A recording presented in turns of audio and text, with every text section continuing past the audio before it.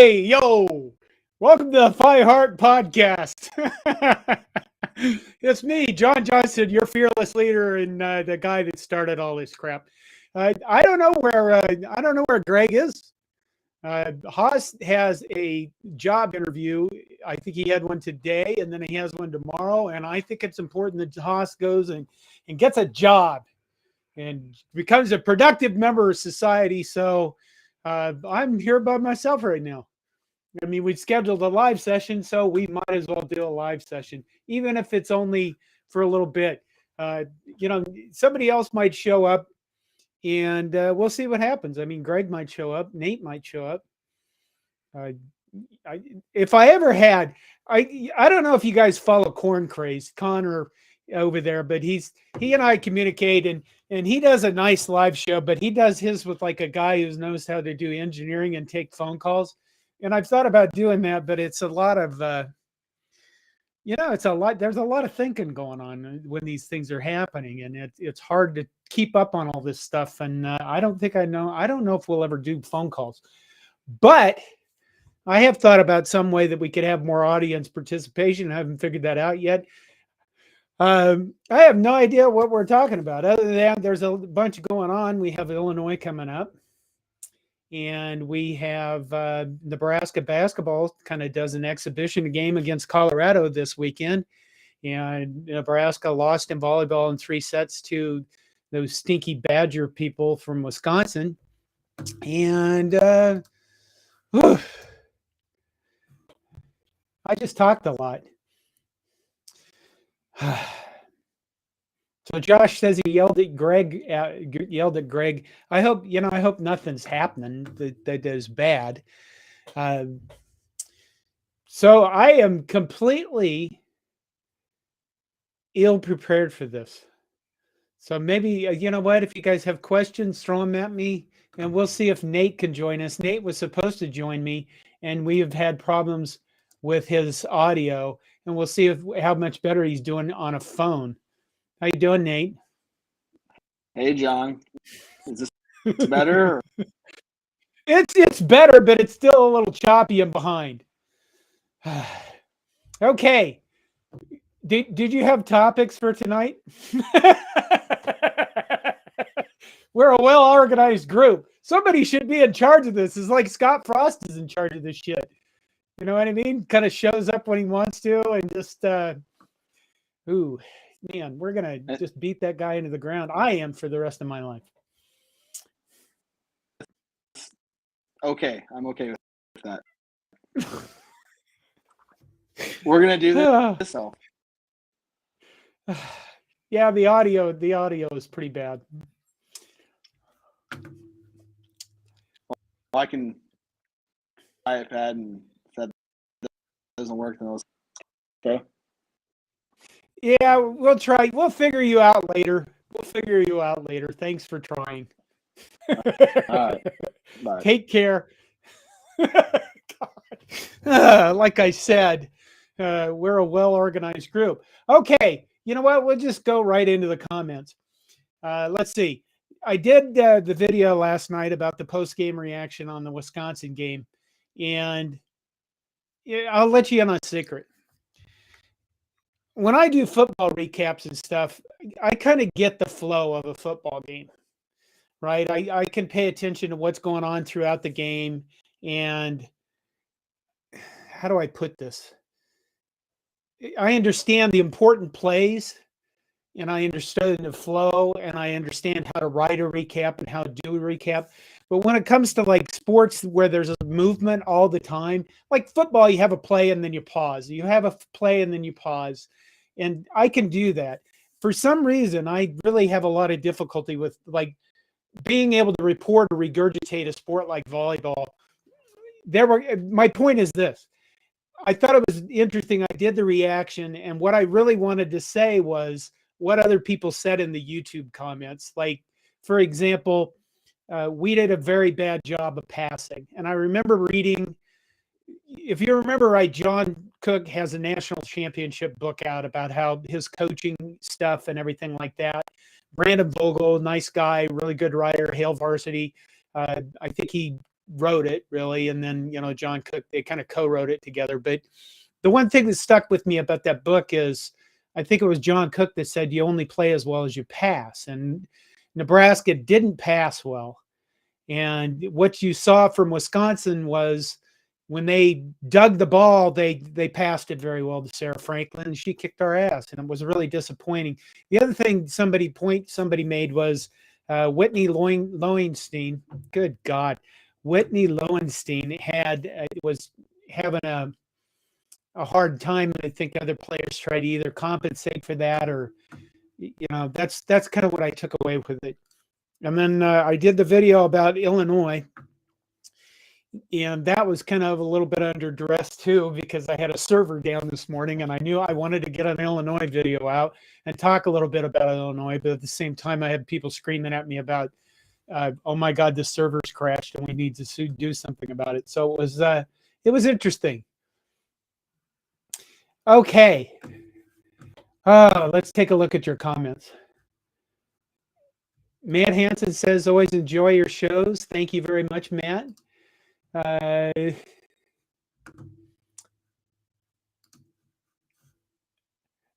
well, Matt Hansen, again, I'm just clicking on these things. That volleyball match made me sad. I think it was Wisconsin's eighth win in a row against us, which is really getting to be quite annoying. Blaine Cole, hello from Japan. I appreciate the fact that somebody from Japan tunes in. Someday maybe we'll have you on and you can talk about what it's like. Are there Husker fans in Japan? If there are, do you all gather? Are there watch places in Japan where you can gather as a Husker fan? Japan has always intrigued me because their culture is just kind of, well, it's weird. And my daughter infected me with watching anime, and I do watch way too much anime for a 60-year-old crusty old man. But anyway, that's my Japan thing. We can talk about the Illinois defense. Well, Jay Keach, what do we want to talk about with the Illinois defense? What do you guys think about the Illinois defense? Let's go look up some stats really quick. Come on, John, get your butt together. I know that Illinois has the second best pass defense in the nation. I don't know that they played any really prolific offenses. I don't know if we really have a prolific offense.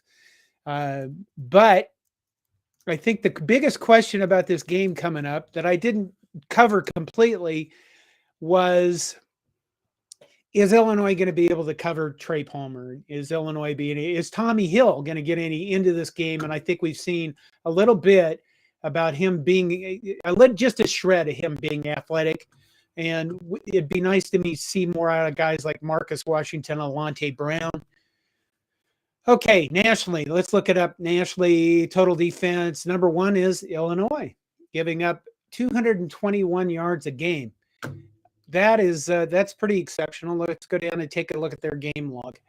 So they played Wyoming, Indiana, Virginia, Chattanooga, which really doesn't count, Wisconsin, Iowa, and Minnesota. And I think out of all of those teams, you could probably guess which one's the worst in terms of giving up yards. Illinois giving up yards, and you'd be wrong. Iowa actually got 316 total yards against them. Wisconsin only managed 304. Minnesota 472. I think I watched some of the Illinois, Wisconsin, some of Illinois, Iowa. Iowa is always intriguing to me to watch just to see how bad their offense is going to be.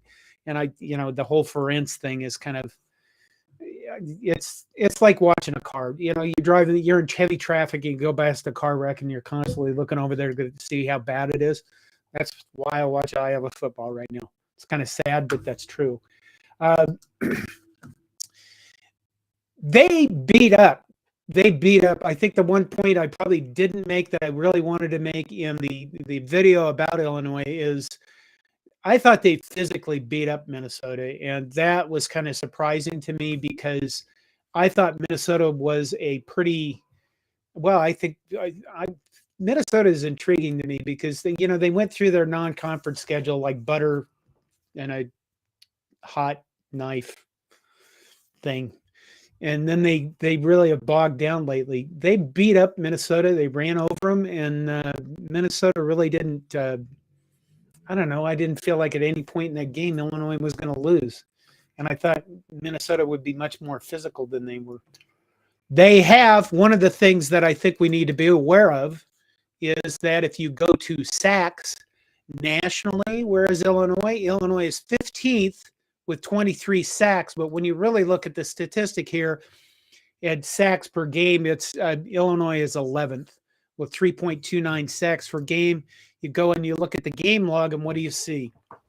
Well, you see they got 5 sacks against Virginia, 5 sacks against Chattanooga, 5 sacks against Wisconsin, 2 against Minnesota. Minnesota doesn't throw the ball that much, but they have 4 teams there. Did I list 4 sacks against Iowa?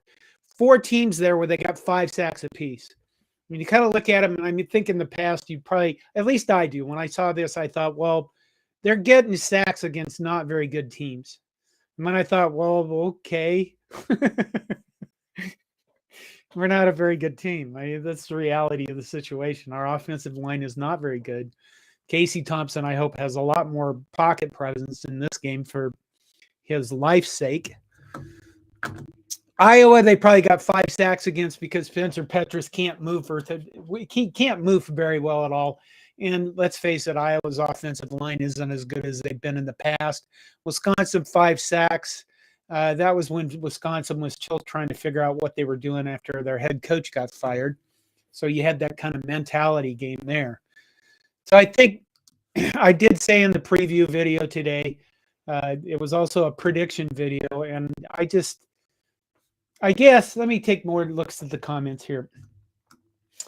Well, Sam Matney, here you go. I'll just put this up here. Sam Matney asks, will we win? Well, honestly, I wish, there's some times in my life I wish I could be more of a sunshine pumper, but I don't. Then I have to remember that I was a sunshine pumper. I don't honestly see Nebraska winning this game. And the reason why is because, as I said in the earlier video, Illinois is just strong where we're weak. In order for us to beat Illinois, we have to have a very strong front 7. And we do not have a very strong front 7. Our linebacking core is lacking in depth of players that play well. And I don't know what's if that's probably part of that is because they're not being as coached as well as they could be. I don't. The thing about athleticism, you could say, well, they're slow. Well, when you're hesitant and you're not confident, you're automatically slow because you're thinking about stuff too much. And you just don't react quickly enough. Okay, let's go. Brandon Stiver. What's left to achieve for this season other than attempt to solidify Mickey as a new head coach? I think Nebraska could possibly get to a bowl game because what are we at? 3 wins now? I mean, could you get to 2 wins and get into a bowl game? I think 5 and 7 would probably get Nebraska into a bowl game. Depends on how many other teams, and there's tons of bowl games, and would we take it? I would hope so just because. But Minnesota right now looks like they're lacking in confidence, honestly. I mean, we're not going to beat Michigan. Michigan's a very good team. I'd put them up there in the top, 5, 6 teams in the nation, possibility to go to the college football playoff. But Minnesota and Iowa is in complete disarray with their offense it's just a mess, Iowa. So if you can pick up wins against Minnesota and Iowa and Wisconsin, you don't know what you're going to get because they're not necessarily in complete disarray, but they're in a little disarray. How's that? They're a little discombobulated. And so is there things to accomplish? Yeah, guys get tired of hearing all this stuff. Nebraska hasn't been to a bowl game in blah, blah, blah years. Well, it'd be nice to get that shit off our back. So, yeah, there is some stuff to accomplish. And other than attempt to solidify Mickey as a new head coach, honestly, if he doesn't get some wins, you know what? I'll save Mickey Joseph for a little bit. Let me go through some of these things. Choppy and behind the Scott Frost story, 30 for 30. Well, that'd be one phrase we could come up with. Jay Keach says Wisconsin is a very good team. I think that depends on the week. I think they're still trying to find themselves, and I think they're okay. They're not very good. Maybe that's me. There has been people have made the point to me. I think Haas made that point that maybe you should look at the Big Ten West and stop being so down on the entire division and just say they cannibalize each other. And I don't know. What do you guys think of that? I was thinking of getting a Cornhuskers logo in Japanese. Oi, talk about difficulty in translation. I'd like to hear more about that. Matt and has yikes. Illinois is going to be brutal. I fear. It could be, just because I don't think it's going to be like 83-0, but I think that watching them physically beat us up is a definite possibility. Ground and pound. So Fred Sacco mentions ground and pound, and I think Bert, our buddy Brett Billema, is perfectly happy to run the ball every freaking play of that game. Maybe throw the ball once in a while to keep his quarterback interested and his receivers interested. Kind of like, hey, if you guys go block, we'll throw a ball to you once every 15 plays. Sunshine Pumper was our former head coach's Tinder handle, I bet. Okay, Sam Matney says, John, will you be at the Minnesota game next year? 98% chance, yes, because I live here. I have a whole family of people that one of them is a Minnesota grad now who lives with me. He has a degree, I think it's in applied math. And they would like to go to the game because they would like to see Nebraska get beat up by Minnesota, some of them. And then there's a little bit of Nebraska in there. My oldest son is more of a Nebraska fan than obviously the Minnesota alum. Let's see. Okay, Sam also says we need to meet our fearless leader. Normally what happens when people come to Minnesota, when there's a game in Minnesota, the Minnesota for Nebraskans alumni group has gatherings at the Mall of America on the night before the game. And I usually go out and see those because it's a chance to gather with other Minnesotans for Nebraska alumni, and I know some of them, and they're friends of mine, and we see each other at Nebraska events if I get out. And anymore, I'm normally not getting credentialed, so I have more time to talk to people. Fred Sacco says, will you streak the field if we win? No. Nobody needs that. Maybe if I was 20 and tan. Listen, when you're this age and you go streaking, people get blinded by that shit. And, I love humanity, and I don't want to do that to people because that would be terrible. All right. What else you guys got for me? Let me ask you some questions. Are any of you whatsoever going to pay attention to the men's basketball team this year? Right out of the gates. I mean, we have an exhibition coming up against Colorado on Sunday. It's a charity game. It does not count against our record, is my understanding. We will have a preview at Coronation out tomorrow. And let's go take a look at this real quick. Jay Keach says yes. That's one person. Frostbite Scott says hell no. Why is that, Frostbite Scott? Is it because they're bad, or you just don't like basketball? Okay, there's more hell no. There's another hell no.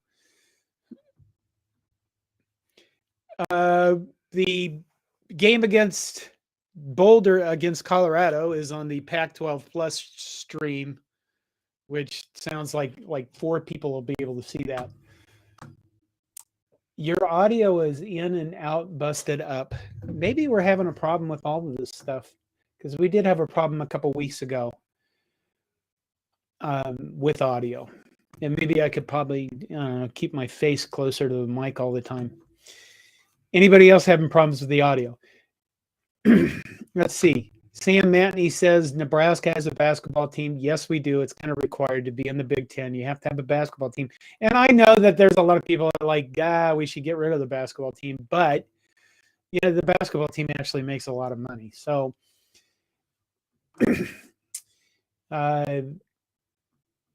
I guess I'm going to pay attention to men's basketball just because I always try to have hope for them being decent. I think that I'll say this. Matt, I'm forgetting the guy's name, the coach that left last year. I think that I wonder now, put it this way. It sounds like Hoiberg is going to put together a team this year that's going to focus a lot more on defense and a lot more on playing Big Ten basketball than doing the hero type stuff that we've seen in the past. I mean, I didn't mind watching Alonzo Verge play, but there was a lot of times that he just decided that he was going to do everything. And I don't, Bryce McGowan's was fun to watch sometimes, but it was pretty clear that he, A, wasn't physical enough for the Big Ten, and 2, didn't involve his teammates as much as he probably could have had he had more time to develop. So I do think it'll be interesting to see what happens as the team gets together and as the season goes on. I think the real key for Nebraska is we have a little bit more big guys, it sounds like, with Derek Walker returning and Blaze Keita, I think his name is. And then are we going to be able to rebound? But the key is, are we going to actually be able to shoot? Because that's really that's been the thing, is we had all these guys that, can see CJ Wilcher hit threes, can Kaise Tongmanaga hit three. Those what those guys are there for, kind of, and they really need to kind of do that in order for us to win games. Vince Watson says maybe in March if they are still around. Well, that's fair. I get that. Nebraska hasn't had basketball for most of our years in existence. What else we got going on?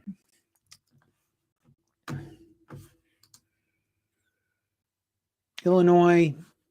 Trying to think of it. Oh, you know what? Somebody else asked a question. Somebody mentioned something about, come on. This is the problem with doing this by yourself. Fred says, shifting gears, what are your thoughts on Mickey mentioning that recruit in his press conference? 2 things. Number one, I'll say this.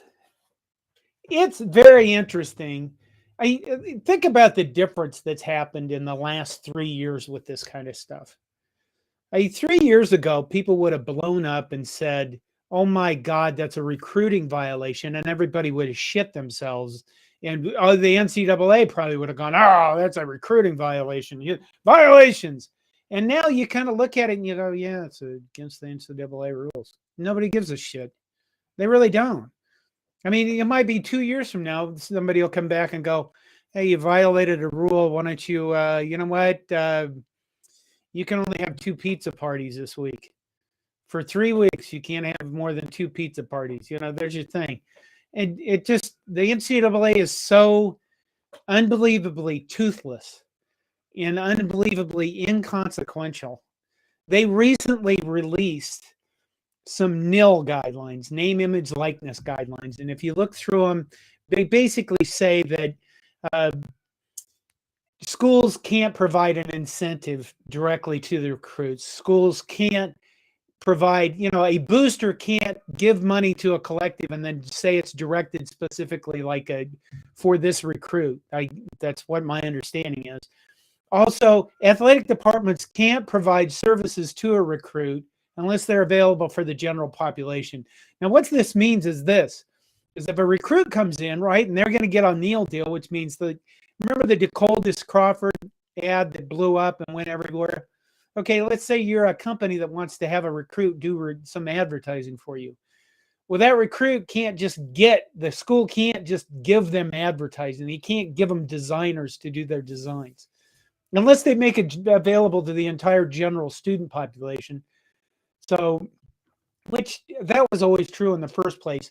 But it's kind of weird how that works when they look at it and they go, you can't do this for a recruit. You can't do it for free for a player. But at the same time, you go, unless it's available for the student population, then you turn that around and you kind of go, wait a minute, I'm pretty sure the student population doesn't kind of come in and use the really nice, fancy gym, the weight room. They don't get to use the nice hot tubs. They don't get to go to the training table. So it's just weird. But to answer basically the question is, number one, I guess the guy who asked the question was kind of a newer reporter, not a established. I don't want to say that. He was a novice media guy and didn't know that he shouldn't have asked about the recruit by name. And I think Mitch Sherman, I know a lot of you probably don't like Mitch Sherman because you think he's a chain yanker, but I think he does a good job. He mentioned that, it's not that big a deal. Let's all move on. And part of it is you're kind of mentioning it's not that big a deal. Get off this young reporter's ass. And that's kind of what it is. I don't think it's that big a deal. I think you probably could make it into a big deal by saying Mickey Joseph should know better if he's going to be a head coach. And if you're one of those people who are like, I don't want Mickey to be a head coach, you could go out there and thrash around in the weeds and shake things a lot and make noise, and it would really amount to nothing. Oh, goodness gracious. Just remember the Kift walked off from the Tennessee Volunteers and walked from the USC team. Screw bringing him in here. I don't think Lane Kiffin's coming here anyway. I really haven't looked. But the other thing I did that video about how Husker fans, no matter who we hire, are going to be disappointed. There were a lot of comments on that video on YouTube. And I think that there were a lot of comments like on Facebook. When you go look at the comments on our Facebook page, I am surprised a lot of the time how just nasty some of them are. I don't know what it is about Facebook. I used to think years ago that YouTube commenters were the worst people on the planet. Now I look at Facebook and go, my God, what the hell are all you people this angry? But I think that people went to watch you all be disappointed in the coach we hired video thinking that I had some inside information on a coach. And what I took for granted is this. We're not going to know who our head coach is for probably at least until the middle of November. And I thought about doing a YouTube short about this thing just to emphasize my point, but there's no reason for us to be in a hurry to hire a coach here. It's not like other teams are out there going to hire people off the street or hire other people before we get to them because we're in the middle of a season. And what that means is you can have time for Albert's search to take place and go out and find potential candidates and talk to them and see if they're a good fit. There's not a rush. There's not, oh my God, you have to save the recruiting class in time because you still have time for Mickey to recruit and another coach to come in and maybe keep Mickey or maybe not keep Mickey or honestly even make Mickey the head coach. But we're still a month away, probably not a month, but 3 weeks away from any indication. What has to happen? What has to happen in the next 3 weeks? All right. If you remember the last time this came around, we had that guy, that Sir Yacht guy. Do you remember him from the last Twitter go around? The Sir Yacht guy started tweeting stuff and everybody started following him like he knew stuff. That guy hasn't come along yet. So in the next 2 weeks or week, we're going to have to see somebody on Twitter that will start tweeting information. Nobody knows, start tweeting information that sounds credible. And then we're going to have to go, oh my God, this guy might know what he's talking about. Like he has some kind of insider track that nobody else has. And then we're going to have to follow him. And then we're going to have to, and he's going to be the next Twitter guy that's going to lead us down some path. And, that has to happen before we get a coach. And that's why really I personally haven't looked at all our candidates and really figured out who I'd like us to hire and who I haven't. All right. 30 minutes of me talking by myself. Oh my God, I think I'm going to fall over. Blaine Cole tweets or has this. I assume that is Cornhuskers in Japanese. Is that like a character per character thing? because that's, I don't know. I don't know a damn thing about Japanese.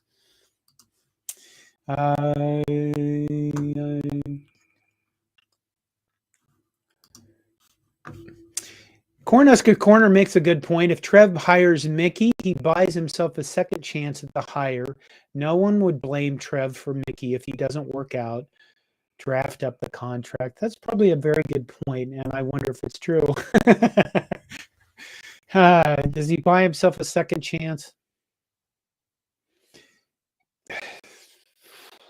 You know, that sounds plausible. I think we won't hate Trev if he hires Mickey and Mickey doesn't work out. We'll just kind of look at it and go, well, it was kind of a shot we took. And, you know, maybe you're right.